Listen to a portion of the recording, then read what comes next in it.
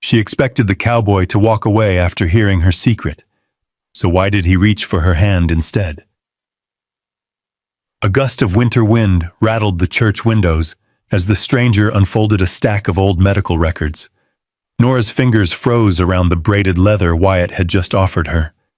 Snowmelt dripped from the man's coat onto the wooden floor. Across the crowded room, Wyatt didn't look at the papers. He looked only at her. Then the stranger cleared his throat and spoke the words nobody expected to hear. If you love heartfelt Western romances, stay with us for this unforgettable story.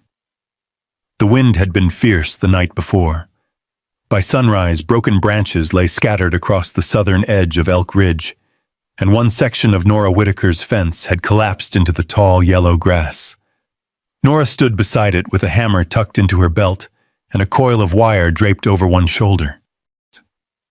The morning air carried the sharp smell of pine from the Bitterroot Mountains. Frost still clung to patches of ground where sunlight had not yet reached. She set a new post into the earth and drove it down with 3 steady strikes. Thump, thump, thump. The sound echoed across the valley. Nobody answered it. Nobody ever did. Her small cabin sat near a narrow creek that wound through the southern hills before disappearing into the cottonwoods. It wasn't much to look at. One room, a wood stove, a table scarred by years of use, a narrow bed beside the window. But it was hers. Every board, every nail, every inch of ground. Nora had earned it with her own hands. At 31 years old, she knew exactly how many buckets of water it took to fill the horse trough. She knew which corner of the roof leaked during spring storms. She knew how to mend a saddle, treat a lame horse, and stretch a sack of flour longer than most families could. There was comfort in knowing what could be fixed. The things that couldn't be fixed were harder. 5 years earlier, a fever had nearly killed her. She still remembered the smell of medicine inside the tiny clinic in town, the old doctor's spectacles, the way he refused to meet her eyes when he delivered the news. You survived, but there may be consequences. Months later, he had spoken more plainly. You likely won't be able to have children. That sentence had followed her home. It sat beside her at supper. It slept beside her at night. Over time, it became part of the furniture of her life. She stopped attending social gatherings, stopped listening when older women suggested introductions, stopped imagining a future that looked different from the present. The hammer rose and fell again. Thump. A magpie landed on the fence nearby. Nora glanced toward the road. A rider was approaching from the north. Not unusual. Travelers passed through the valley every week. Supply wagons, cowboys, trappers, drifters. But something about this rider made her watch a little longer. The horse moved at an easy pace. Dark bay, strong shoulders, well cared for. The man in the saddle sat quietly, neither slouched nor stiff. As he neared the property line, he slowed. For a brief moment, his gaze met hers. Then he touched 2 fingers to the brim of his hat. A simple greeting. Nothing more. Nora nodded once. The rider continued down the road. Soon he disappeared behind a line of cottonwoods. The valley became quiet again. She returned to her fence, yet somehow the morning felt slightly different. Not better, not exciting, just different, like a window cracked open enough to let fresh air into a room. By noon, she carried vegetables inside. A kettle simmered on the stove. She sliced onions onto a cast-iron pan and listened to the familiar crackle. Outside, the wind had calmed. The creek murmured softly beyond the window. She ate alone at the table, as always. Afterward, she stepped outside to repair a loose shutter hanging beside the cabin door. She had just climbed onto a wooden crate when she heard hoofbeats again. Slow, measured, closer this time. Nora looked up. The same rider had returned. He stopped near the gate. For a moment neither spoke. Then he removed his hat. "Afternoon, ma'am." His voice was low and even, not loud, not timid, just respectful. Nora climbed down from the crate. "Afternoon." The horse shifted its weight. Only then did she notice something wrong. Its left front leg. The animal wasn't lame exactly, but it favored one side. The rider noticed her looking. "He stepped wrong crossing a rocky creek this morning." Nora approached slowly. The horse lowered its head. She ran her hand carefully down the leg. The animal stayed calm. "Nothing broken," she said. "That's good news. He needs rest and water." A small smile touched the corner of the man's mouth. "I was hoping you'd say that. Mind if I borrow some?" Nora gestured toward the well. "Help yourself." He led the horse through the gate. No hurry, no assumption that he belonged there. That caught her attention. Most men walked onto property like they owned it. This one waited for permission. While he drew water, Nora adjusted the horse's leg wrap. The rider watched quietly. "You know horses. I make part of my living fixing the damage they do to themselves." That earned the faintest hint of laughter. The sound disappeared almost as quickly as it came. When the horse finished drinking, the man secured the bucket exactly where he'd found it. Another small thing. Another thing most people wouldn't bother doing. "Thank you," he said. Nora nodded. "Safe travels." He settled into the saddle. For a moment she thought he might say something else. Ask a question. Introduce himself. Instead, he simply tipped his hat again, then rode away. The sound of hoofbeats faded into the distance. The valley returned to silence. Yet she found herself standing there longer than necessary, looking toward the road, listening. Eventually, she shook her head and returned to work. As evening settled over the mountains, the temperature dropped quickly. Shadows stretched across the valley floor. Nora carried firewood inside and locked the door. The cabin filled with the scent of burning pine. She read 2 pages from an old borrowed novel before setting it aside. Outside, darkness settled over the land. The sort of darkness only western valleys knew. Wide, deep, endless. Hours later, while washing a coffee cup before bed, she heard something. A distant sound. Then another. Hoofbeats. Nora froze. Nobody visited after dark. Not this far from town. She set the cup down and moved to the window. A horse stood outside, and beside it stood the same cowboy. Moonlight silvered the brim of his hat. He wasn't approaching the house, wasn't knocking, just standing near the gate as though uncertain whether he should disturb her. Nora's pulse quickened slightly. The man lifted his head toward the cabin, and for the first time that day, she wondered why he had come back. Again. Nora waited by the window. The lamp beside her cast a soft glow across the cabin floor. Outside, moonlight silvered the grass and turned the creek into a ribbon of pale light. The cowboy remained near the gate, not moving, not calling out, simply waiting. After a moment, Nora opened the door. Cold air drifted inside. "You lose something?" she asked. The man smiled faintly. "No, ma'am." His voice carried easily through the quiet night. Then he held up a folded piece of cloth. "When I watered my horse earlier, I noticed this caught on the fence post." Nora stepped closer. It was an old work apron she used when treating injured animals. She had not realized it was missing. "I figured you'd want it back." For a second, she simply stared. Most people would have left it there, or ignored it altogether. "Thank you," he nodded. "Didn't seem right to leave it." Neither spoke after that. The wind rustled through the cottonwoods. Somewhere in the darkness, a coyote called. Finally, he settled his hat back onto his head. "Good night, Miss Whitaker." Then he turned his horse and disappeared down the road. Nora remained standing outside long after the sound of hoofbeats faded. The apron hung loosely from her hand. A strange thing to think about before bed. A stranger returning a forgotten piece of cloth. Yet she found herself thinking about it anyway. The next morning dawned clear and cold.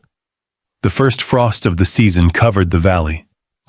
Nora loaded 2 baskets of vegetables into her wagon before heading toward Elk Ridge. The trip took nearly an hour.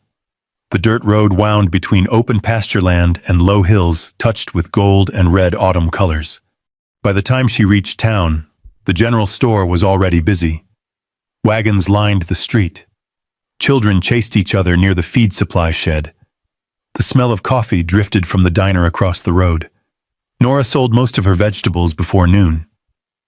Then she stopped by the blacksmith to pick up repaired saddle buckles. As she stepped back onto the boardwalk, she spotted a familiar horse tied outside the feed store. The same dark bay. The same leather saddle. A moment later, the cowboy emerged carrying a sack over one shoulder. He noticed her immediately. His expression brightened slightly, not dramatically, just enough to be noticed. "Morning." "Morning." He adjusted the sack.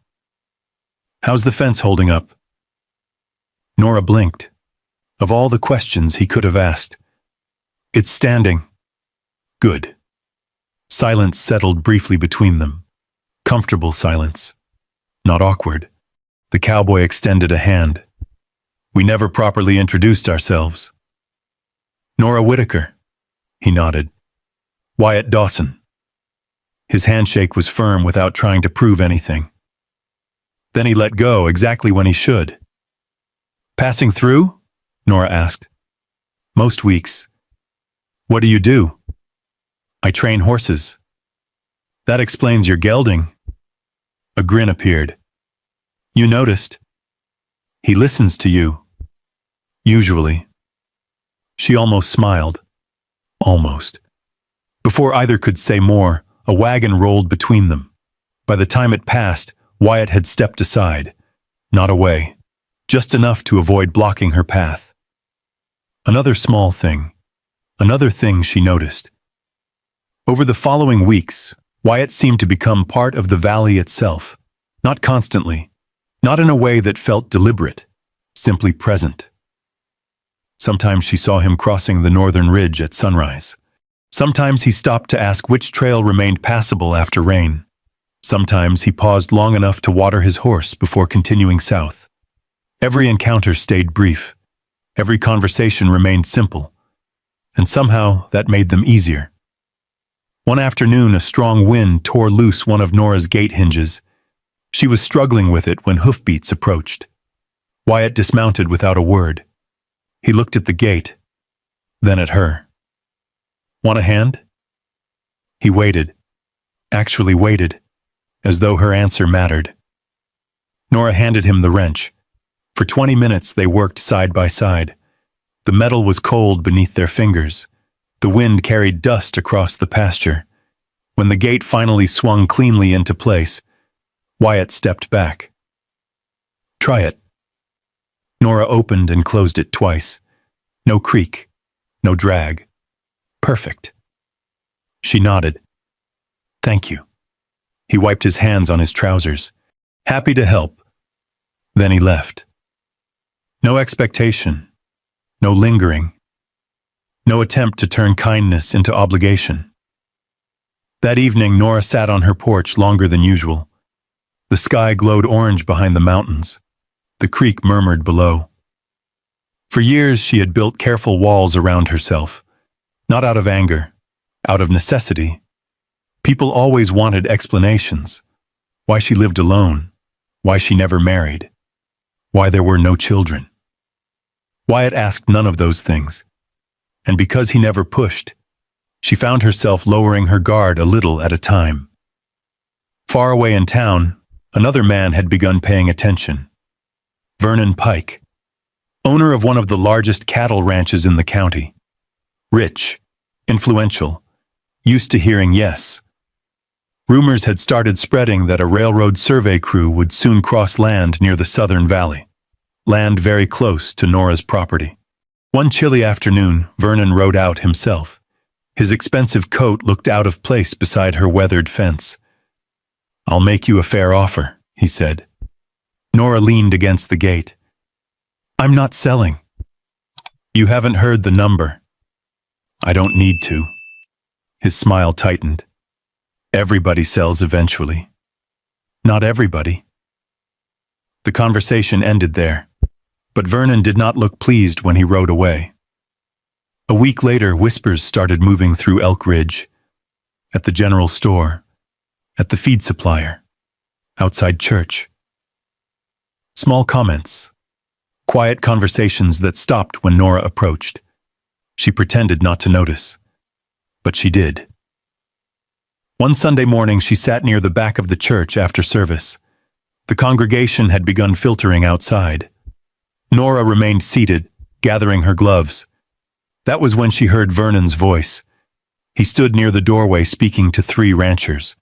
Not whispering, not quite, just loud enough. "I don't know what Dawson sees in her." A few uncomfortable chuckles followed. Vernon continued, "Man's wasting his future. A cowboy ought to build a family. Hard to do that with a woman who can't give him one." The church suddenly felt very small. Nora's fingers tightened around her gloves. For a moment, nobody spoke. Then another voice cut through the silence. Sharp, cold, unlike anything she had heard before. "That's enough." "Wyatt." Every head turned. He stood near the entrance. His jaw was tight, his eyes fixed directly on Vernon Pike. And for the first time since Nora had met him, Wyatt Dawson looked angry. The church fell silent. Even Vernon Pike seemed surprised. Wyatt took one step forward. Not threatening, not loud, just steady. "You ought to leave her name out of your conversations." Vernon's expression hardened. "I was speaking the truth." "No," Wyatt said. "You were speaking about somebody who wasn't standing in the conversation." A few people shifted uncomfortably. The pastor cleared his throat. Outside, a wagon rattled past the church windows. For several long seconds, nobody spoke. Then Vernon adjusted his coat. "Suit yourself." He walked away. The crowd slowly dispersed. Conversations started again in low voices. Nora remained where she stood. She could feel eyes turning toward her, some sympathetic, some curious. Those were somehow worse. When she finally stepped outside, Wyatt was waiting beside his horse. Neither mentioned what had happened. "Road's muddy south of Miller Creek," he said. She blinked. "What?" "Thought you'd want to know."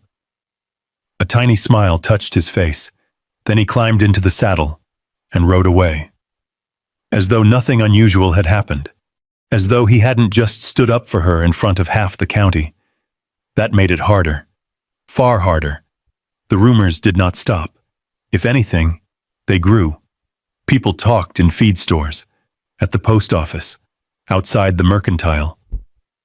Nora could feel it whenever she walked into town. Conversations lowering, eyes lingering. The worst part wasn't Vernon Pike. It was the pity. She hated pity. One cold afternoon, she heard 2 women speaking outside the bakery. "Such a shame. He seems like a good man. Maybe he'll come to his senses." Nora turned around and walked the other direction. She didn't buy bread that day. By early December, snow began appearing on the higher ridges. The valley turned gray and silver.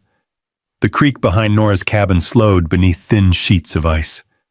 She started avoiding town whenever possible, and without realizing it, she began avoiding Wyatt. If she saw him riding toward her property, she found work on the opposite side of the barn.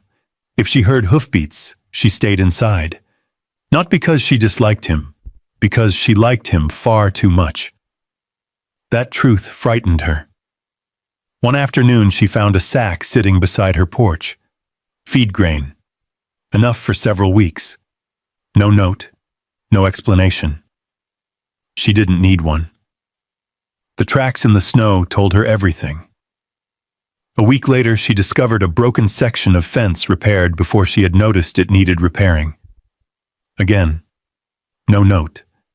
Again, no explanation. Always the same. Kindness that never asked for recognition. Kindness that expected nothing back. The days shortened. The temperatures dropped. Then the storm came. People talked about it afterward for months. A blizzard rolling down from the mountains with almost no warning. By mid-afternoon, the sky had turned white. By evening, visibility had disappeared completely. Nora had just secured the barn doors when she heard a horse struggling against the wind. She turned. A dark shape emerged from the swirling snow.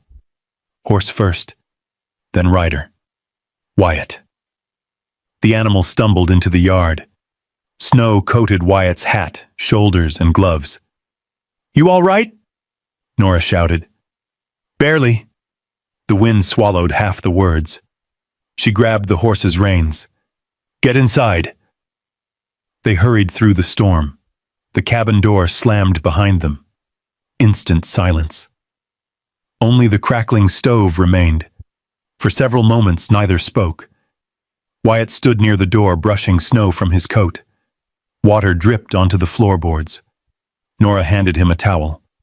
Their fingers almost touched. Almost. "Coffee?" she asked. "Please." She poured 2 cups. Steam curled into the warm room. Outside, the storm pounded against the cabin walls. Inside, the space suddenly felt much smaller than usual. There was nowhere else for either of them to go. No excuse to leave. Hours passed. The wind continued screaming beyond the windows. They sat beside the stove, talking about ordinary things. Horse prices, road conditions, the new bridge north of town. Anything except the thing both of them were thinking about. Finally, Wyatt set his cup down. "You've been avoiding me." The words landed softly. Not accusation, just fact. Nora stared into the fire. For a long time, she said nothing. The flames reflected in the iron stove door. The room smelled faintly of coffee and pine smoke. "I didn't know it was that obvious." It was. Another silence. Then she laughed quietly. A sad sound. "I suppose you're owed an explanation." "No." Wyatt shook his head. "You don't owe me anything." That almost made it worse. Nora clasped her hands together. The story had lived inside her for years, untouched, unspoken, safe. Now the words felt heavy. "I got sick 5 years ago." Her voice barely rose above the fire. "A fever." Wyatt listened. Nothing more. No interruption. No questions. "The doctor saved my life." She swallowed. "Then he told me I'd probably never have children." The room became very still. Outside, snow battered the cabin. Inside, even the fire seemed quieter. Nora looked down. Not at Wyatt. At her own hands. The same hands that fixed saddles, built fences, delivered calves. Hands that had built an entire life. "I've seen what happens," she continued softly. "I've watched marriages break apart because a woman couldn't give her husband what people expected." Her throat tightened. "I've watched good women blame themselves for things they couldn't control." She drew a breath, then finally looked at him, for the first time all evening. "I don't want to see disappointment in your eyes someday." The words hung between them, simple, honest, painfully honest. Wyatt didn't answer. Not immediately. Not after a minute. Not after 2. The silence stretched. Long. Heavy. Nora's heart slowly sank.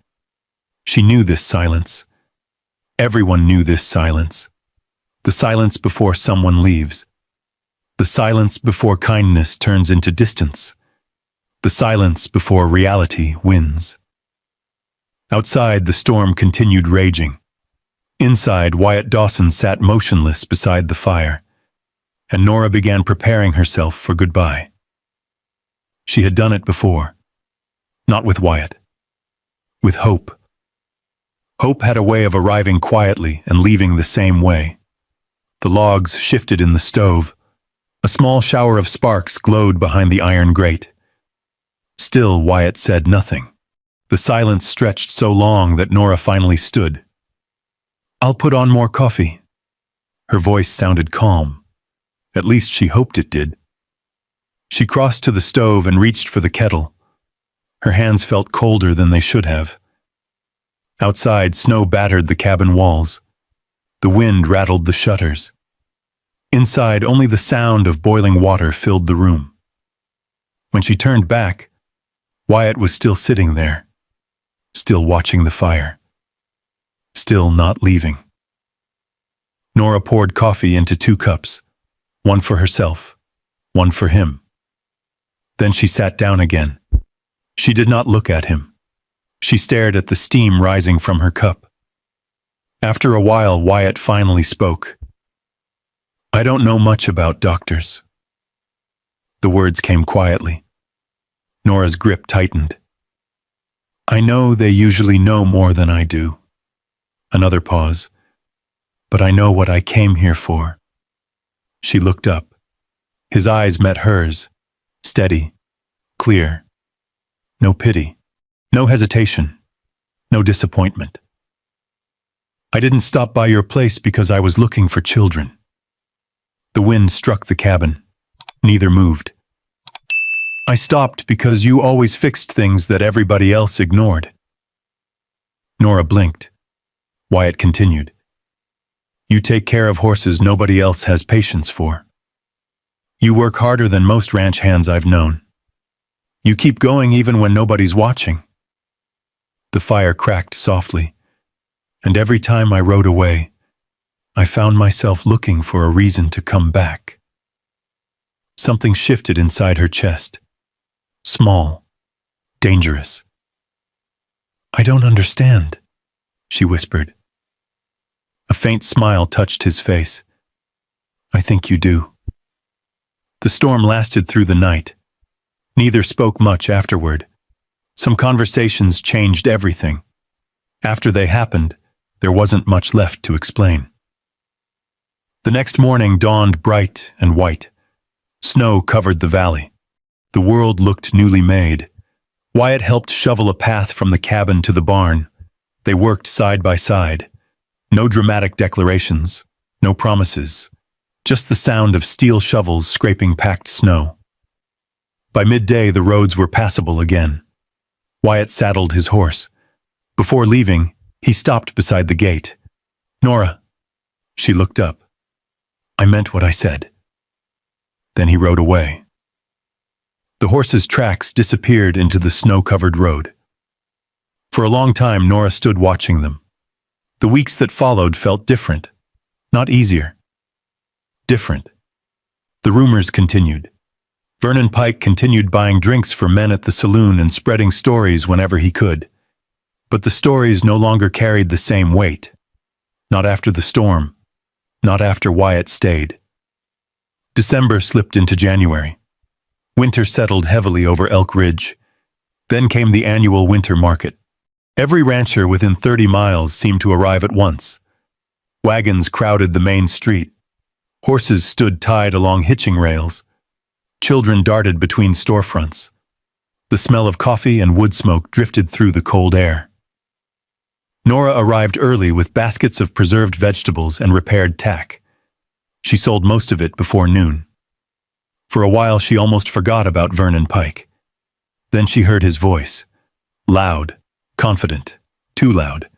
He stood outside the general store surrounded by several ranchers. Wyatt was there too. So was half the town. Vernon tipped back his hat. A cowboy ought to think about the future. Nobody answered. Encouraged, he continued. A man needs someone who can carry on his name. The crowd grew uncomfortable. People glanced toward Nora, toward Wyatt, toward the ground. Then Vernon delivered the final blow. A cowboy needs an heir, not a burden. Silence crashed over the street. The kind of silence that makes every sound disappear. Even the horses seemed still. Nora felt heat rush into her face. She wanted to leave, wanted to disappear, wanted to be anywhere else. Then Wyatt stepped forward. One step. Nothing more. His coat was dusted with snow. His gloves hung from one hand. He looked first at Nora. Not Vernon. Not the crowd. Nora. The look lasted only a second, yet somehow it steadied her. Then he turned. His voice carried clearly across the street. If she can't have children. Nobody moved. Nobody breathed. Wyatt's gaze never left Vernon Pike. Then I'll love her even more. A murmur swept through the crowd. Wyatt continued. Because I choose her. The words landed like church bells, simple, impossible to misunderstand. Vernon's face darkened, but nobody was listening to him anymore. They were looking at Wyatt, looking at Nora, looking at the truth standing between them. Wyatt reached into his coat pocket. For a heartbeat, nobody understood what he was doing. Then he pulled out a braided leather strap, beautifully made, hand-tooled, the kind used on a fine horse's bridle. He stepped toward Nora. The entire town watched. Nora Whitaker. His voice softened, for the first time that day. I don't have a ring. A few people laughed quietly. Even Nora felt tears threatening behind her eyes. But I made this myself. He held out the braided leather. I'd be honored if you'd marry me. The world seemed to stop. The market, the crowd, the winter wind, everything. Nora stared at him, at the leather in his hand, at the man who had never pushed, never demanded, never tried to change her. A smile trembled at the corner of her mouth. She opened her lips to answer, and at that exact moment, a stranger's voice called from the far end of the street. Miss Whitaker! Heads turned. A young man in a dark coat pushed through the crowd carrying a leather satchel filled with papers. Snow clung to his boots from recent travel. He looked directly at Nora. I came from Helena. Confusion spread through the crowd. The stranger removed a bundle of documents from his satchel. They concern your medical records. The smile faded from Nora's face. The winter market fell silent once more, and suddenly every eye in Elk Ridge was watching. The young man removed his gloves. His cheeks were red from the cold, and snow clung to the shoulder of his dark wool coat. I apologize for the interruption, he said. My name is Dr. Nathan Cole. He glanced toward Nora. I recently took over the medical practice in Helena that purchased the records from several retired physicians across Montana. Nobody spoke. The doctor held up a folder secured with twine. I came because I found something concerning in Miss Whitaker's file. Nora felt the ground shift beneath her. The crowd seemed farther away now. Even the cold wind felt distant. Dr. Cole continued carefully. The physician who treated Miss Whitaker years ago made conclusions based on limited information. Vernon Pike frowned. Wyatt never looked away from Nora. I cannot say what is certain today, the doctor said. Only that the original diagnosis should never have been treated as final. A murmur moved through the crowd. Nora barely heard it. For years she had built her life around a sentence spoken in a small examination room, a sentence she had never questioned because she had trusted the man who said it. Now someone was telling her that certainty had never been certainty at all. The doctor lowered the papers. If you wish, Miss Whitaker, I'd be happy to examine you properly when convenient. Nora nodded slowly. She could not think of anything else to do. Then she felt Wyatt's hand close gently around hers, not pulling, not urging, simply there. The crowd disappeared. The rumors disappeared. The years disappeared. Only that small gesture remained. A question still hung in the air, one she had not answered. Nora looked down at the braided leather strap in Wyatt's hand, the one he had made himself. Then she looked back up. His expression hadn't changed. Not after the doctor's words. Not before them. She saw the same man who had repaired her gait, returned her apron, stayed through the blizzard, and chosen her before anyone suggested hope might still exist. A tear slipped down her cheek. She laughed softly and shook her head. Wyatt Dawson.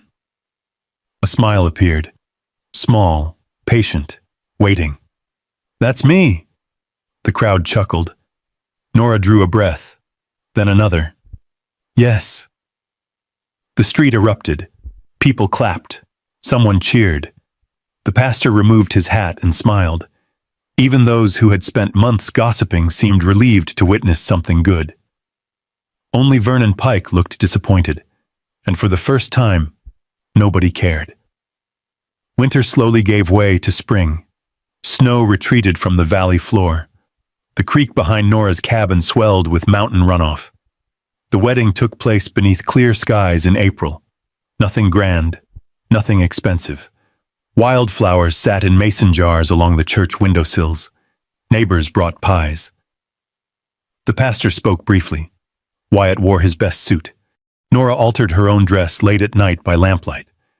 When the ceremony ended, they walked home together beneath bright Montana sunlight. The road looked exactly the same as it always had. Yet somehow everything felt different.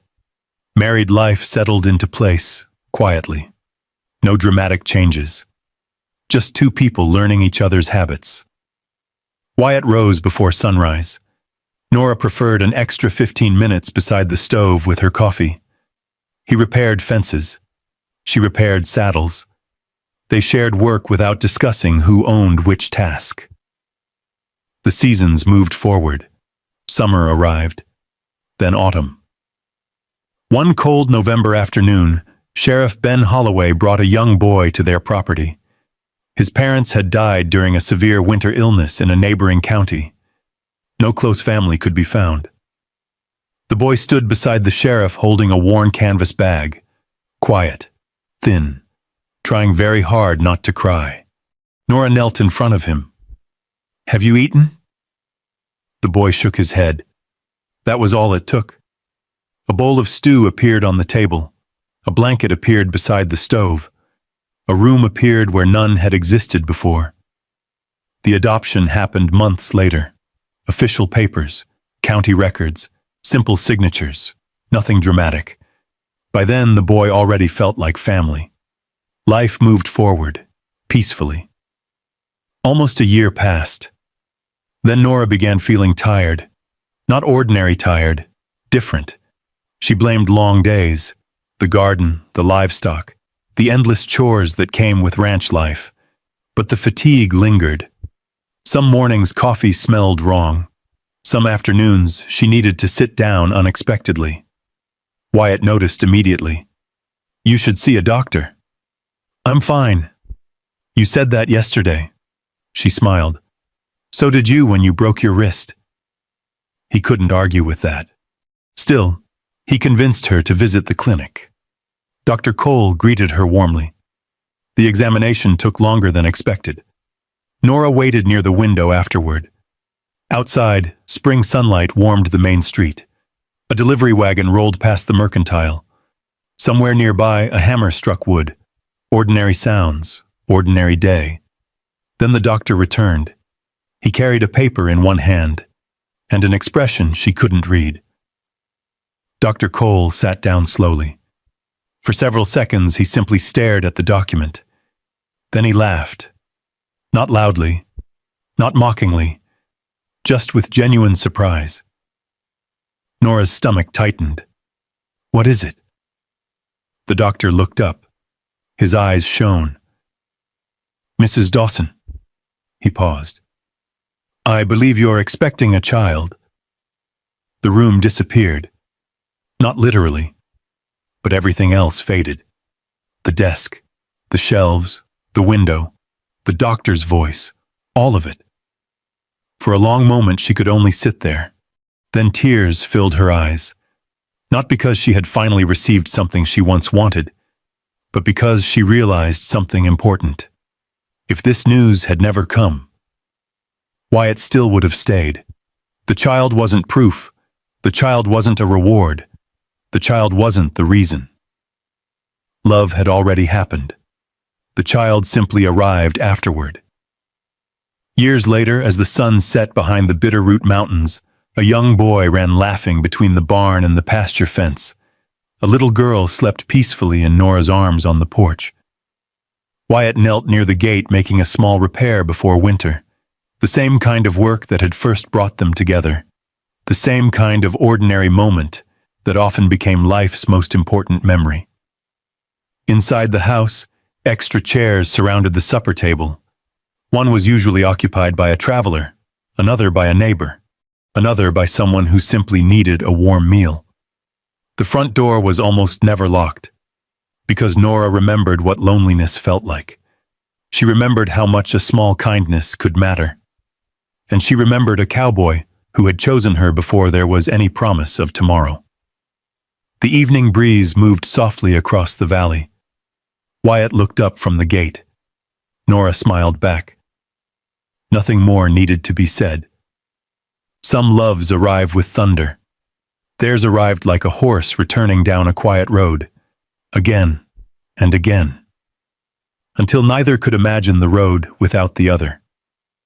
When I think about Nora and Wyatt, I don't remember the doctor's papers first.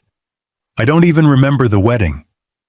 I remember a man who kept coming back down a quiet dirt road, asking for nothing. And I remember a woman who had spent years teaching herself how not to hope. Maybe that's why this story stays with us.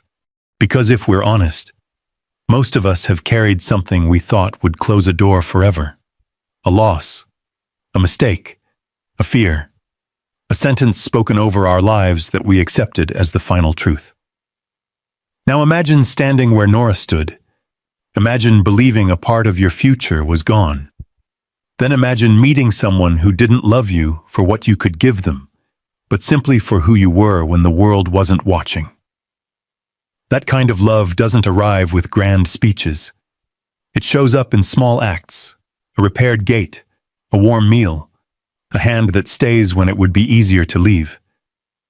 Maybe the lesson isn't that miracles happen. Maybe the lesson is that healing often begins long before the miracle arrives. And sometimes the greatest gift isn't getting everything you once dreamed of. It's discovering that you were already enough before it happened. If this story meant something to you, I'd love to hear your thoughts in the comments.